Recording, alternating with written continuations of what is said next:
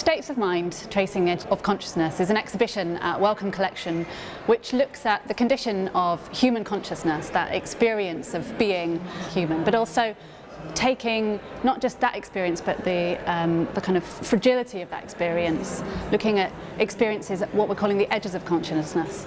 So the exhibition begins with a comparison or an exploration of the different voices which have explored what consciousness is or how it might work. So we begin with an exploration of dualism, this idea that was formally outlined by Descartes, that we have a body and something that inhabits that body which is made of a different kind of stuff. So, and those connected, according to Descartes, through the brain. One area that we look at in the exhibition is levels of consciousness. So we think of anesthesia perhaps as a process of going to sleep, but in fact it's more like kind of reversible coma, so it's kind of turning consciousness off. But we also look at patients' experience of clinical disorders of consciousness. So we're looking at patients who, through injury or trauma or disease, are now either in a persistent vegetative state or in minimally conscious state.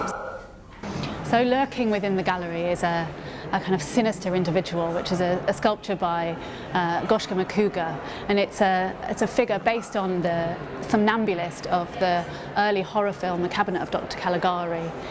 And he lies there in the gallery, a sort of malign presence, sleeping presence, almost waiting for us to summon him up.